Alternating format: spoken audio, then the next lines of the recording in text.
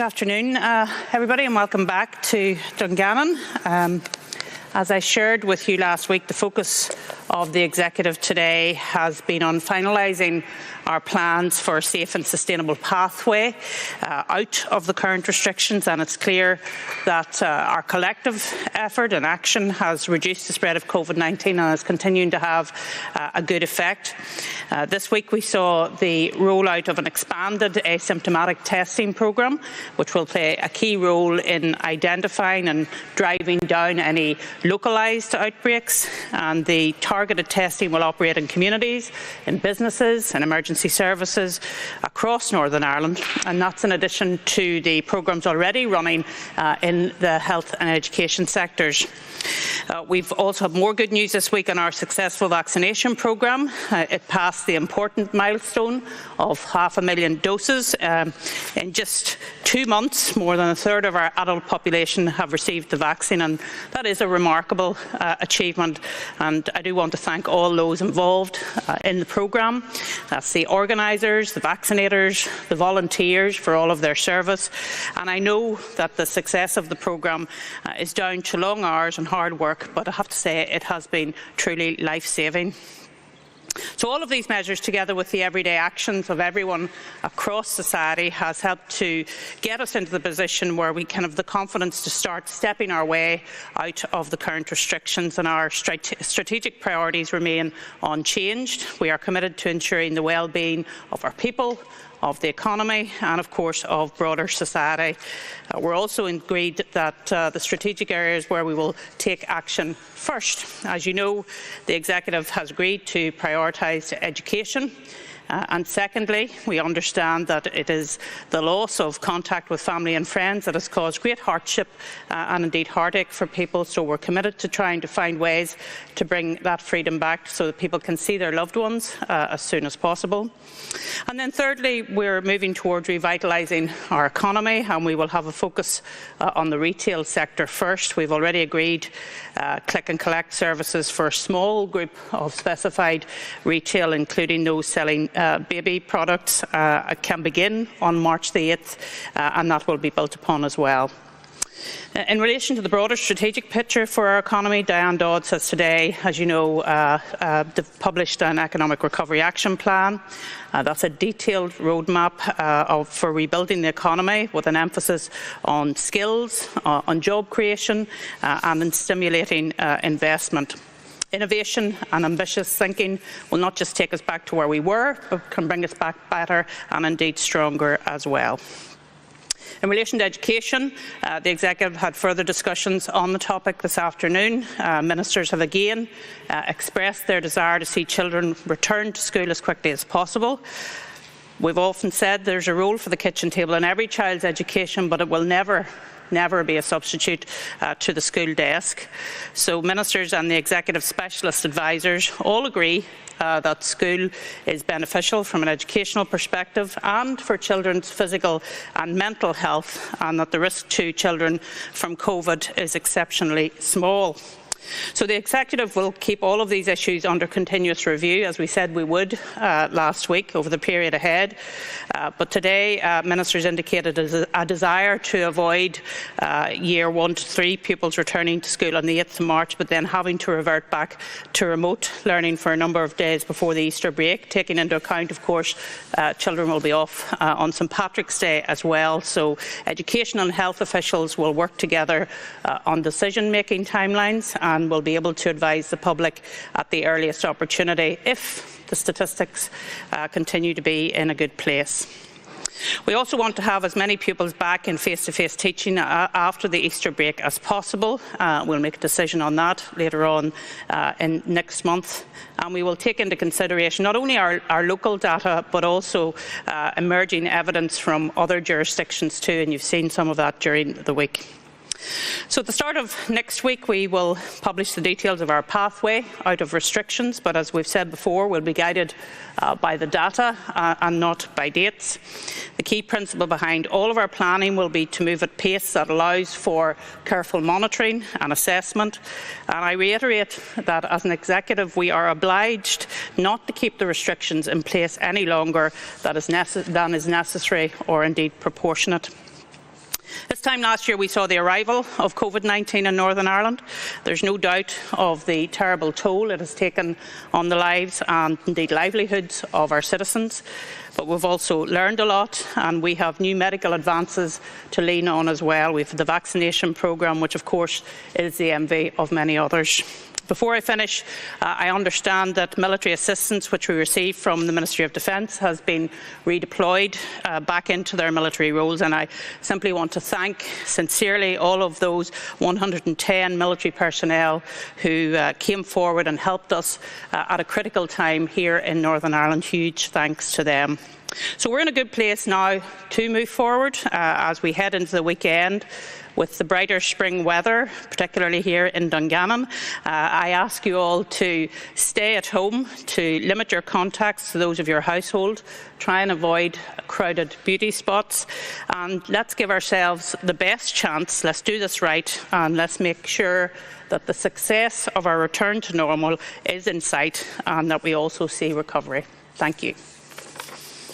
Okay, thanks, Arlene, and good afternoon to everyone. It's great to be back on the Hill of the O'Neill after my period of self-isolation, which solidarity to all people out there that are isolating, because it is very challenging. As I always start off at the start of these press conferences, I want to send our sympathies to all those families, the 5 families that have lost a loved one as a result of COVID-19.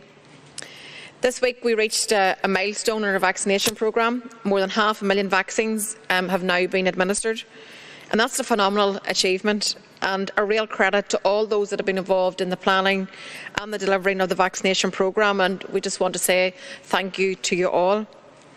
And thank you to each and every person also who's come forward to take up the vaccine. Every individual with the protection offered by a vaccine will make a difference in our road to recovery. We all look forward to the day when we're not living under the shadow of COVID-19, where our virus and our people are not being damaged by the virus. Where our society and our people are not being damaged by the virus. The harm that it's caused is undisputable, and while the interventions we have made to stop the spread of COVID-19 have been necessary, none of us want to live with them for any longer than necessary, and certainly not in the longer term. We want to get to a point where they all can be lifted, and we will get there. But our priority is to keep people safe as possible, while we gradually ease out of the restrictions when the time is right to do so. That calls for a solid plan, a careful plan, a gradual and controlled plan, a measured approach guided by the prevailing public health situation and the medical and scientific advice. And that approach must form the basic steps which we will set out in our pathway to recovery. By working together and adhering to the measures, the public have suppressed transmission of COVID-19 in the community. And we cannot undermine those efforts or the success of the vaccination programme by opening up things too erratically or too quickly. What we now need is patience, a gradual, sustainable plan that everyone can work to. At the Executive today, Ministers agreed to keep working on this piece of work and to make sure that we get it right. None of us want another lockdown. We need to move forward in the right way, take time to look at the impacts and take that into consideration every step of the way. That's what will help keep us moving forward in small, steady steps. And as we do begin to make some relaxations, it will be vital that we have robust systems and arrangements in place to support our recovery. We need to continue investing in the test, trace and isolate support strategy and making use of new developments and technologies. We need expansion of the asymptomatic testing programme to include communities, businesses and emergency services. And going forward, we need to ensure that our testing capacity is utilised in the most targeted and effective way. We need to keep following the public health advice, limiting our contacts, keeping our distance, washing our hands and wearing a face covering. And that applies to everyone, whether you've had a vaccine or not. And crucially, as we move forward, we need to be vigilant to the threat of the new variants arriving on this island and spreading in our communities. We cannot open ourselves up to that risk, and we need robust and coordinated quarantining measures for anyone undertaking non-essential travel. Finally, as an Executive, we will keep providing all possible support for communities and for families, for businesses and for workers until we come out the other side of this. Other Executive business today I'm pleased to say that the Communities Minister, Deirdre Hargey, announced that the first funding awards from the £25 million of Sports Sustainability Fund have issued. Our sporting codes have been hugely supportive of our response to the pandemic, and clubs have faced significant hardship. This funding will provide a lifeline to many of those clubs who are in need.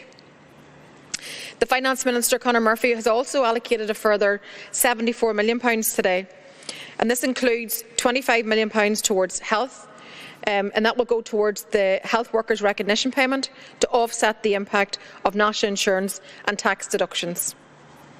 This will help to ensure there are dedicated health and social care workers who have been to the fore of the fight against COVID-19 will benefit more fully from the recognition payment. £0.5 million has also been allocated to a further payment to soft play facilities. So whilst we're still in challenging times for everyone, we have a good reason to be optimistic. And I think we can all look to the future and to better days in the not-too-distant future, and we will say much more about that at the start of next week. Thank you. Afternoon, Ministers. On the subject of schools, over the last couple of days we've seen a certain amount of confusion among principals and parents saying they weren't sure whether or not that it was going to change. There's a rancour as well today on the airwaves and on social media. Can you tell people tonight what, if anything, has changed, or are we going to go along with the plan that was announced last week? Well, I think the plan that we announced last week was that P1 to P3 would go back to school on the 8th of March. Those children would then come out of school again on the 22nd, and then years 12 to 14 would go back. That remains the plan. However, I think we all recognise that given there is an extra day off with St Patrick's Day and given other data and what is happening generally, that we would like to see those children being able to stay at school for that week. So it's not a huge change, I recognise that, but it's just to try and help parents around that. But as I say, I'm pleased that the Department of Health and the Department of Education are going to work on that. Then for other year groups, at the moment there isn't a lot of clarity around what happens after Easter, and I think it's incumbent upon us to give them some clarity on that as well. But we always said, there's been a lot of talk this week about me saying that I thought we need to revisit schools. We said we would constantly review what was happening in schools. Why? Because schools are a priority. Children are a priority. And the Chief Medical Officer was very clear with us today that this is about a balance of harm, because there's a lot of harm happening to children who aren't at school. They're missing out on their education, their life chances, their mental health is suffering, they're not with their peers, and that's something that's accepted right across the executive, and that's why education is a priority. I think where there are slight disagreements in the executive and slight emphasis differences is around the speed at which we try and get those young people back to school, and that's what we're discussing at the moment. And I think it's important that we continue to have that discussion because it's right that we continuously review the evidence before us. First, I think to say that I think it's right and appropriate that the Executive's priority is to get children back into school safely. But that's the very point. It has to be safe and it has to be sustainable, and we don't want an on-off switch. I think it's really important to give that clarity and certainty. So you asked the question about what's changed. Nothing's changed. It is the position as was outlined last week. But obviously we continue to discuss everything and to make sure that everybody's joined up. But I think that to I suppose put to bed any confusion, the Executive position is as was set out last week. But clearly we are all worried about the impact this is having on children, and we're all worried about how quickly we can get children back into school. But it must be sustainable and it must be safe, and we must give parents some comfort that it's going to be safe for the children. So we'll continue to work our way through that. They ask about the roadmap. You said that it's not going to be dates, it's going to be data. But of course businesses, everyday living, people would like to have some sort of indication. So can you give us some sort of outline? Will it be the same as the plan that was outlined last year when we came out of the first lockdown, that same methodology, or will it be something different? And can you give us any indication of when you would hope it might start or even finally finish? Well, just to say, I mean, the first starting position is that we've already outlined that the current restrictions are in place until the 1st of April and that we're going to review that on the 18th of March. But looking further into the future, it's right, the public are right to demand a roadmap to recovery, and that's what we want to deliver. We've done some very good work, I have to say, right across all departments, across a whole range of societal issues to try to get a way forward.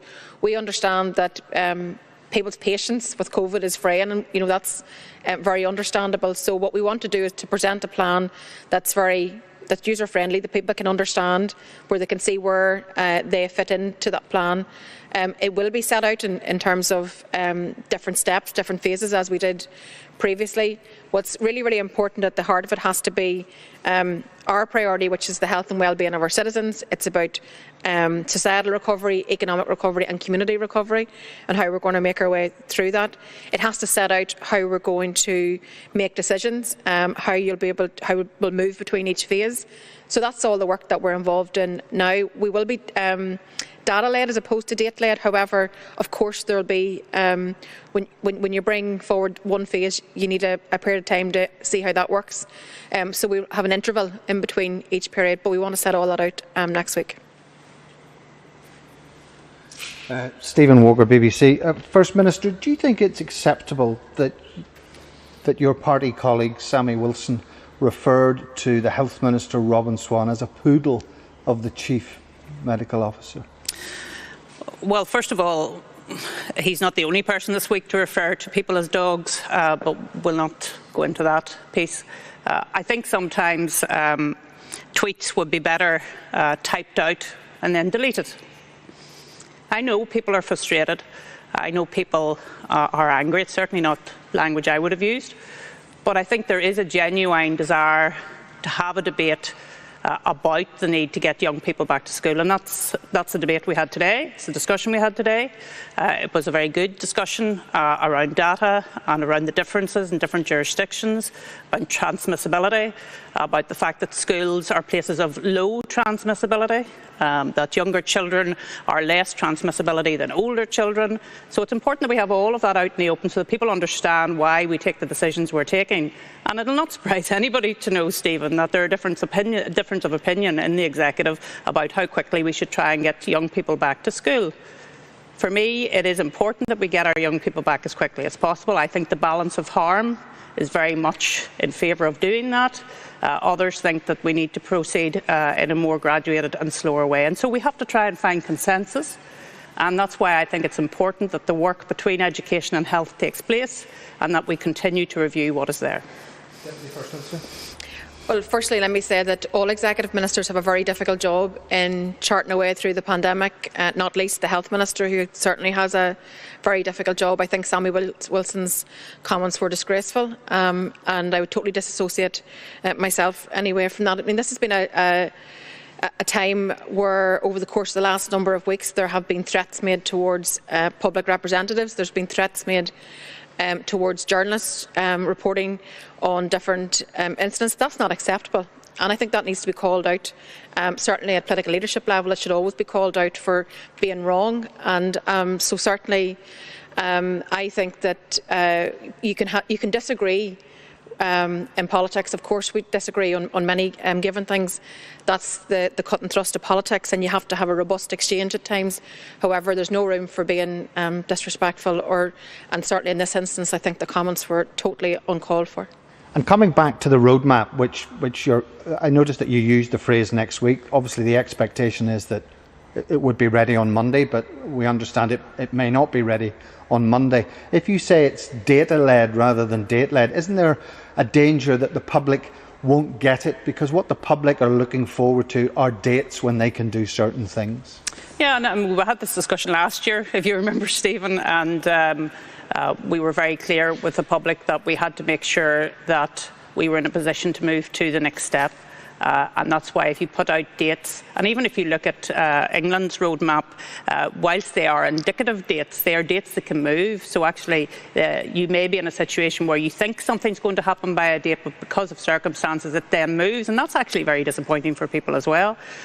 So what we will do is we will keep to the standard of reviewing the regulations every 3 weeks, as we have done throughout this year, and every time we look at things we will hope that we can move further, because as I've often said, this is about proportionality. It's making sure that we don't keep these restrictions in place for a minute longer than we feel that we have to or advised to by our medical advisors, because it is so important that we move towards freedom and that people are allowed to go back to a way of life which frankly has been missing from Northern Ireland and from across the world for an entire year now. It's a year since we first had COVID-19 inflicted upon us, and it's been a really tough year, and I think it's important that we recognise that. Yes, I mean, we'll understand that each of the sectors will shout loudest for their own interests, and of course that's very understandable again. What we'll try to do is set out the pathway and what each stage would look like. We will have that 3-week interval. We'll continually keep things under review. We'll not keep things in place for longer than necessary, but we must reverse out of this lockdown in a sustainable way. We don't want to be back into a lockdown again within, a short number of weeks, or as we have happened in 2 previous occasions, both over the Christmas period and then in early sort of winter time. So I think that it's really, really important that we do this in a gradual way. And we'll ask people to work with us, but I think it's also incumbent upon us to work with the sectors to try to get them on board with the plan. We will do our very, very best to do this in the safest thing, but it is going to be a slow climb out, given there are so many variables out there, particularly given new variants, for example, coming on. The longer we can keep or suppressed, then that's the best defence we have actually against the new variants right now. But we want to be hopeful and we want to give people hope. That's what we think we'll be able to do next week with the plan. Hi, Kate McCurry from PA. First Minister, do you think that investors should relocate or invest in Northern Ireland if the protocol is as bad as you say it is? And then also, Deputy First Minister, do you think the controversy around the protocol would put investors off? Well, I think Brexit, and just to be clear, because there's been a complete misunderstanding of this, and I see it's repeated in the Irish News again today, I never said that the protocol was a gateway to opportunity. I said, just for clarity, and I hope everybody's listening and is writing it down, Brexit was a gateway to opportunity. I think that the protocol has prevented us from being able to take up those opportunities, particularly with our largest market, which of course is the Great Britain market, and caused no end of suffering for many small businesses. I spent last evening speaking to hauliers, speaking to people that had to deal with customs regulations, and how it was increasing their costs and increasing their time and effort. So there needs to be a solution found. And that's what I'm focused on doing in terms of the replacement of the protocol, which of course the protocol itself allows for under Article 13.8.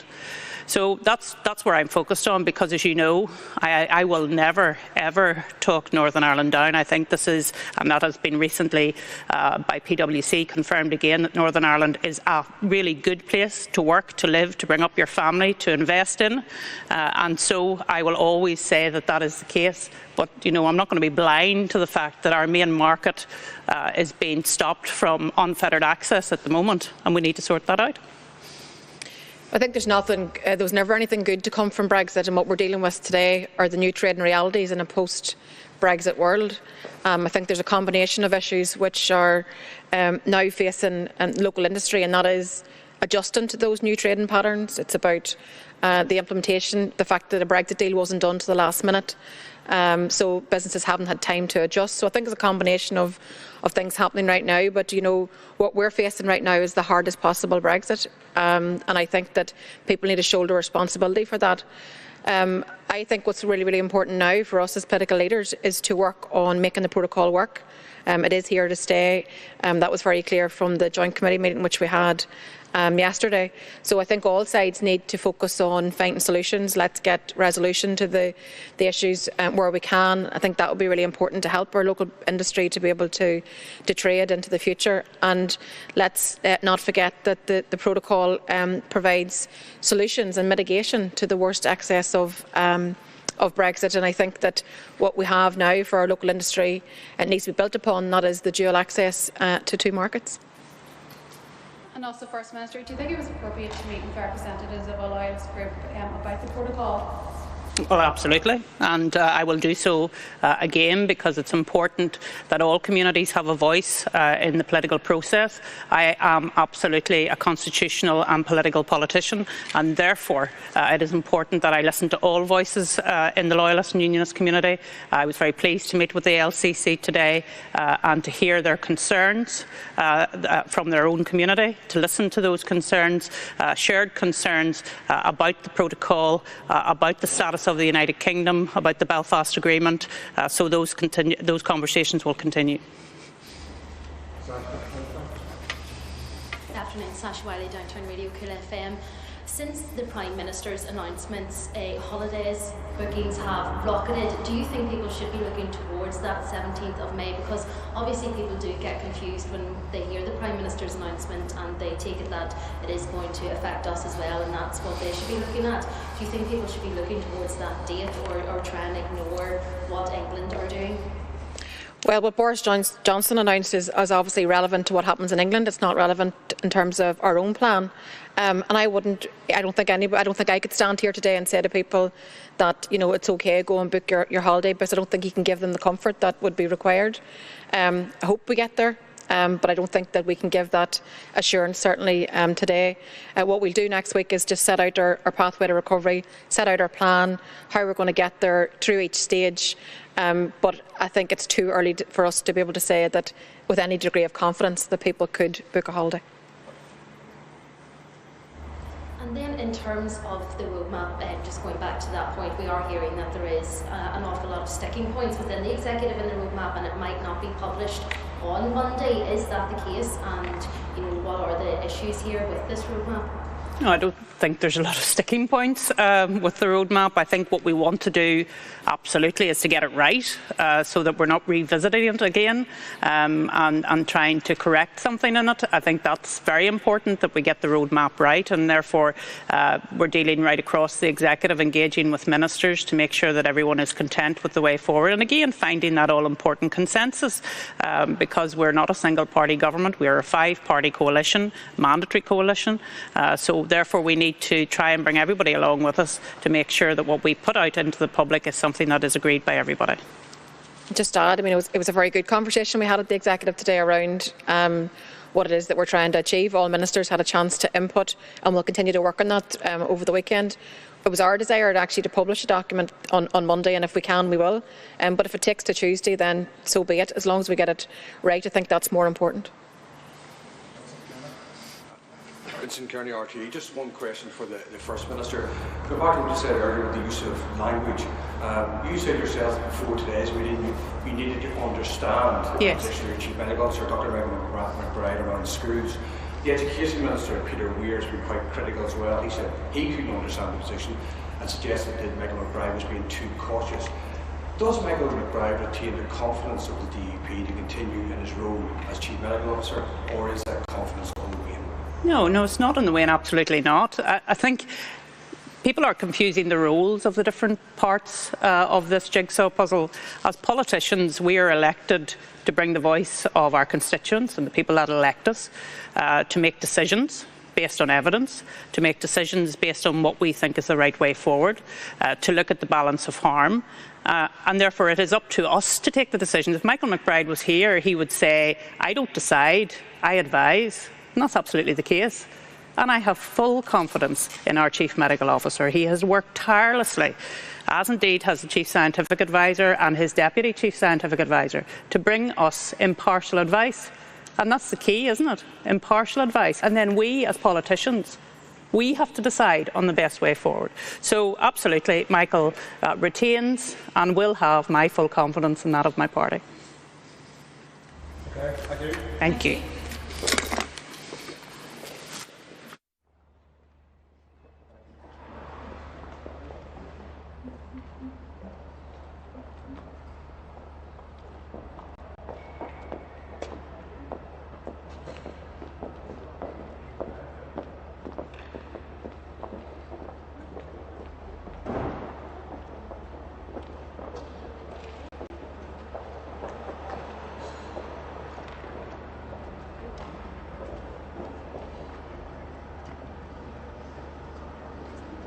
late start. Pardon? I'm shortly late start.